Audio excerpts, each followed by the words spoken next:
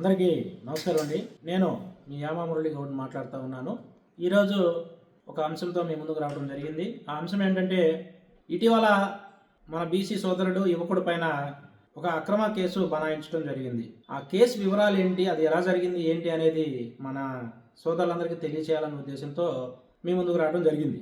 అయితే ఈ విషయం ఎక్కడంటే, తూర్పుగోదావరి జిల్లా నిడదవోలు నియోజకవర్గం తాటిపర్రు గ్రామానికి చెందినటువంటి మారిశెట్టి సూరి అనే యువకుడు. మనం సోషల్ మీడియాలో చూస్తూనే ఉన్నాము. ఆ యువకుడు చాలా ఉత్సాహంగా చైతన్యపరుస్తూ సోషల్ మీడియా ద్వారా అందరినీ చైతన్యపరుస్తున్నటువంటి పరిస్థితి. అయితే అతను గత కొద్ది కాలంగా బహుశా బీసీవై పార్టీలో ఉన్నట్టున్నారు. సో అతని మాటలు వాస్తవంగా చెప్పాలి అంటే, నిజంగా అతనిలోని ఆవేదనను, అంటే బీసీలో అనుభవిస్తున్నటువంటి బాధలను తను సోషల్ మీడియా వేదికగా వ్యక్తపరుస్తూ ప్రజల్ని చైతన్యవంతులు చేయాలని చెప్పేసి ఒక ప్రయత్నం ఎంచుకున్నాడు. ఇది గిట్టని కొంతమంది మన బీసీ సామాజిక వర్గాలే అతని పైన కేసు నమోదు చేయించడం జరిగింది. కేసు ఎలా నమోదు చేయించారు అంటే, అతను మాట్లాడిన మాటల్లో ఆవేదనను అర్థం చేసుకోకుండా, అతను మాట్లాడిన మాటల్లో కొన్ని ఇబ్బందికరమైన మాటలు ఉన్నా కానీ వాటిని పెద్ద మనసుతో కూర్చోబెట్టి మందలించాల్సిన పెద్దలే దాన్ని భూతద్దంలో చూపించి అక్కడ స్థానిక నియోజకవర్గ మాజీ ఎమ్మెల్యే దగ్గరికి తీసుకెళ్లి మిమ్మల్ని ఇట్లా అంటున్నాడు అట్లా అంటున్నాడు అని చెప్పేసి రెచ్చగొట్టి, ఆయన కూడా ఇవి చూసి ఓకే ఆ కుర్రోడిని ఎట్లయినా ఇబ్బంది పెట్టాలి అని చెప్పేసి బీసీల చేతే బీసీల కన్ను పొడిచే విధంగా ఆ యొక్క మాజీ ఎమ్మెల్యే చాలా చక్కగా ప్రణాళిక చేసి మా బీసీ సామాజిక వర్గానికి చెందిన వ్యక్తి చేతే అతని మీద కేసు పెట్టించారు. ఎలాంటి కేసు పెట్టించారయ్యా అంటే, అతని మీద విద్వేషాలు రెచ్చగొట్టే విధంగా ప్రసంగాలు చేస్తూ, అతను వైసీపీ పార్టీకి చెందినవాడు, మా టీడీపీ పార్టీలో ఉన్న వాళ్ళని చంపుతాను పొడుస్తానని చెప్పేసి అంటున్నాడు అని చెప్పేసి వీళ్ళు కంప్లైంట్ ఇవ్వడం జరిగింది. మరి ఆ కంప్లైంట్ పెట్టిన సోదరులకు చెప్తా ఉన్నాను, మరి గతంలో జగన్మోహన్ రెడ్డి ఎన్నెన్ని మాటలన్నాడు, ఆ పార్టీలో ఉన్న నాయకులు ఎంతమందో ఏదేదో అన్నారు, మరి అప్పుడు ఆడిపోయారు మీరు.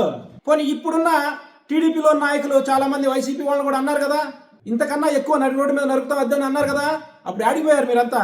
అంటే ఆధిపత్య సామాజిక వర్గాలు ఏదన్నా అంటే వాళ్ళ గురించి మాట్లాడటానికి కూడా ధైర్యం చాలని మీరు, మీ మనిషి, మీ సొంత మనిషి, మీకోసం పోరాడుతున్నటువంటి వ్యక్తి మీద మీరు ఈ విధంగా అక్రమ కేసులు కడతారా? అసలు విచిత్రమైన విషయం ఏంటంటే, ఆ యొక్క స్థానిక మాజీ ఎమ్మెల్యే ప్రోద్బలంతో కేసు పెట్టిన వ్యక్తి టీడీపీలోని మండల పార్టీ ప్రెసిడెంట్.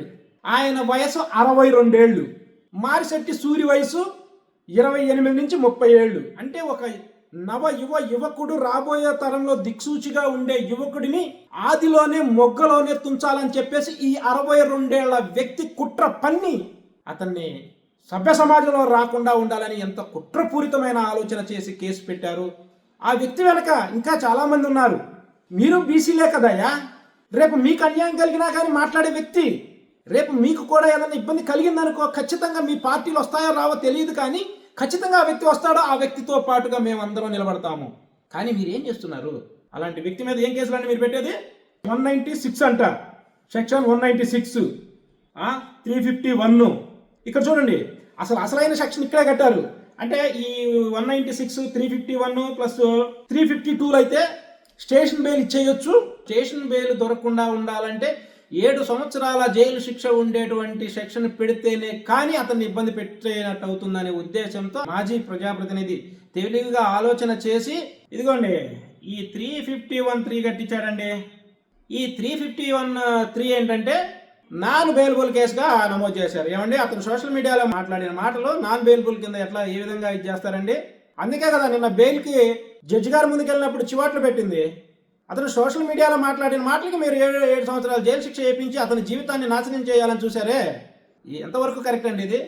పోనీ మీరు ఇంత మీ పార్టీ అని కాదు, మీ మనోభావాలు దెబ్బతిన్నాయని చెప్పేసి మీరు రకరకాలుగా అతని మీద మాట్లాడుతున్నారు కదా. మీకు ఓపెన్ ఛాలెంజ్ చెప్తున్నాను, ఓపెన్ ఛాలెంజ్ ఇస్తున్నా. మరి మీ పార్టీ అధికారంలోకి వచ్చిన తర్వాత బీసీలకు రక్షణ చట్టం ఇస్తానని చెప్పింది, మరి దాని మీద మాట్లాడండి, కొట్లాడండి, మీ పార్టీతో తెప్పించండి. మరి మీ దమ్మేందో తెలుసుద్ది. మీరు బీసీల కోసం ఏమాత్రం నిలబడ్డ పోటుగాళ్ళో కూడా తెలుసుద్ది. అంతేగాని బీసీలో ఉన్న మొగ్గలోనే తుంచాలని చెప్పేసి మీ యొక్క 60 ఏళ్ల ఏజ్ని, అనుభవాన్ని కుర్రాళ్ళకి అప్పగిచ్చి వాళ్ళని ఇంకా ఒక మంచి దిక్సూచిలాగా తయారు చేయాల్సిన వయసులో ఉన్న మీరు యువకుల్ని మీ యొక్క కుటిల నీతితో జైలు జీవితం చూపించాలని చూస్తున్నారా? ఓపెన్ ఛాలెంజ్ చెప్పాను కదా, మీకు దమ్ముంటే మీరు అదే పార్టీలో ఉన్నారు కదా, మీకు దమ్ముంటే, మీకు చావుంటే, మీకు చీముంటే, నెత్తురుంటే బీసీ రక్షణ చట్టం తెప్పించండి, బీసీ కుల జనగణన చేపించండి. అన్నిటికీ మించి చెప్పాలి అంటే ఎన్నికల హామీలో భాగంగా నామినేటెడ్ పదవుల్లో బీసీలకు రిజర్వేషన్ ఎక్కడ, నామినేటెడ్ పనుల్లో బీసీలకి రిజర్వేషన్ ఎక్కడ, వాటి మీద కొట్లాడండి. మీరు వీటి మీద కొట్లాడినా కానీ అవి సాధించినా కానీ అనుభవించేది మీరే, గొప్ప నాయకులు అయ్యేది మీరే. నేను ఇప్పుడు మీకు సవాల్ ఇచ్చినాను, బహుశా మీరు మళ్ళీ ఇంకో రకంగా చేసుకుంటారేమో, అది మీ ఇష్టం. నేనేం చెప్తున్నానంటే మీరు ఇవి చేయగలిగితే ఆ నామినేటెడ్ పదవులు అనిపించేది మీరేగా, ఆ నామినేటెడ్ వర్కులు తీసుకునేది ఆ పార్టీలో మీరే కదా. రాబోయే రోజుల్లో ఇన్కేస్ మీరు ప్రతిపక్షానికి వెళ్లాల్సి వస్తే, అప్పుడు వచ్చే అధికార పార్టీ మీ మీద దాడులు చేయాలని చూస్తే, ఇప్పుడు మీరు బీసీ రక్షణ చట్టం తెచ్చుకోగలిగితే అప్పుడు అదే కదా మీకు శ్రీరామ రక్ష. మరి ఎందుకు ఆ విధంగా ఆలోచన చేయట్లేదు అంటే, ఇప్పుడు నేను మీకు ఛాలెంజ్ విషయాన్ని ఇబ్బందులుగా అనిపించవచ్చు, బట్ నేను ఓపెన్గా చెప్తున్నాను, మీరు ఈ 4 అంశాల్లో మీ పార్టీ మీద కొట్లాడండి. ఎందుకు కొట్లాడరు?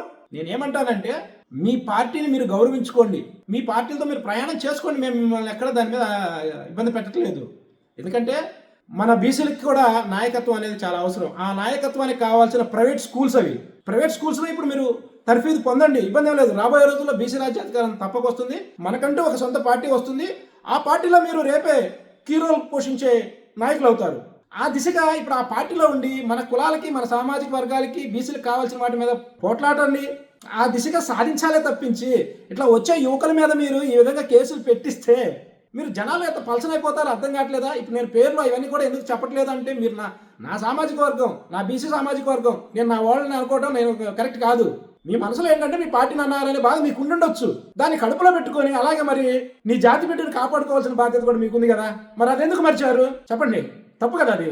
మీరు ఇన్ని కేసులు పెట్టారే, రేపు మీరు ప్రతిపక్షానికి పోయారనుకోండి, మీ మీద కూడా కేసులు అవుతాయి అనుకుంటున్నారేంది అంటే పార్టీల పరంగా నేను అనేది. ఎవడో కూడా ఆలోచన చేస్తాడు కదా. కానీ ఆ సమయంలో మీకు ఇబ్బందులైనా కానీ ఖచ్చితంగా మీ తరపున మేము పోరాడతాం, మీ తరపున మేము నిలబడతాము. అర్థం చేసుకోండి సోదరులారా, యువకుల్ని ఇబ్బంది పెడితే నాశనం అయ్యేది బీసీల భవిష్యత్తు. ఒక తరమే ఇబ్బంది పడే పరిస్థితి అవుతుంది. మీరు పెట్టిన కేసు అంత దారుణంగా ఉందండి. అసలు మీకు కొద్దిగానే కానీ అవగాహన ఉందా లేదండి? ఏం మాట్లాడారు, ఏం పెట్టారండి? సోషల్ మీడియాలో పెట్టిన వాటిని చేశారన్నారు. కొడాలని అన్ని మాట్లాడినాడు, ఏం చేశారు? మరి పేరుని నాని రకరకాలుగా మాట్లాడారు. మరి అతని మీద ఎందుకు పెట్టలేదు మీరు కేసులు? మీకు దమ్ము లేదు, మీకు ధైర్యం లేదు. వాళ్ళ మీద చేస్తే మళ్ళీ మీకు ఏదైనా అయిద్దని ఇది ఒక భయం. తప్పు కదండి ఇది. ఎంత బాధగా ఉందంటే, చెంచాలు మోసది నీళ్ళు తాగేవాళ్ళు, మా దొడ్లో గేదెలు, మేము విసిరేసే బిస్కెట్లు కక్కుర్తి పడేవాళ్ళని మన జాతులు కొందరు అంటుంటే కళ్ళం పట్టి నీళ్ళు వస్తున్నాయి సోదరులారా. నిజంగా అలాంటి జరిగినప్పుడు సంఘటితంగా ఎదుర్కొందామండి. మన సోదరులు ఏదైనా తప్పు చేసినప్పుడు ఖచ్చితంగా మీ బోటి పెద్దలు పిలవండి, మందలించండి. ఇలా కాదురా, వెళ్ళే మార్గం ఈ విధంగా వెళ్ళాలి అని చెప్పేసి మీరు ఆలోచన చేయాలి తప్పించి పిల్లల్ని ఇలా ఇబ్బంది పెట్టకండి దయచేసి. ఎందుకంటే మీరు మా పెద్దలు. ఎందుకంటే మీరు ఇక్కడ దాకా 62 ఏళ్ళు అంటే మీరు పార్టీ ప్రెసిడెంట్ దాకా వెళ్ళారు, ఇంకొక వ్యక్తి ఇంకో ప్రెసిడెంట్ ఇట్లా రకరకాలుగా ఉన్నారు. మీరు ఇక్కడ దాకా వెళ్ళారంటే అంత ఆషామిషిగా లేదు. మీరు ఎంతో కష్టపడ్డారు, ఎన్నో కష్టాలు నష్టాలు, డబ్బు పరంగా కూడా ఎన్నో ఇబ్బందులు పడ్డారు. మేము అర్థం చేసుకోగలం మిమ్మల్ని. కానీ మీరు ఎంచుకున్న మార్గం తప్పు అనేదే నా యొక్క ముఖ్య ఉద్దేశం. ఈ వీడియో చూస్తున్న ప్రతి ఒక్క సోదరులకు కూడా చెప్తా ఉన్నాను, దయచేసి ఎవరు కూడా ఈ ఆధిపత్య పార్టీలు, ఆధిపత్య కులాలు చేస్తున్న కుటిల నీతి మన వేలితోనే కంటిని పొడుస్తున్నటువంటి పరిస్థితి. ఆయన అన్నాడని చెప్పేసి మనం ఇదయ్యేటప్పుడు మరి ఆయన అంత దమ్ముగా ధైర్యంగా ఆయన కేసు పెట్టొచ్చుగా. ఆయన పెట్టలేడు. ఎందుకు పెట్టలేడంటే అదే నియోజకవర్గంలో బీసీ సామాజిక వర్గానికి చెందిన 1,60,000 ఓట్లు రేపు నేను ఎమ్మెల్యేగా నిలబడాలి, వాళ్ళందరూ నాకు ఏం చేస్తారని భయం.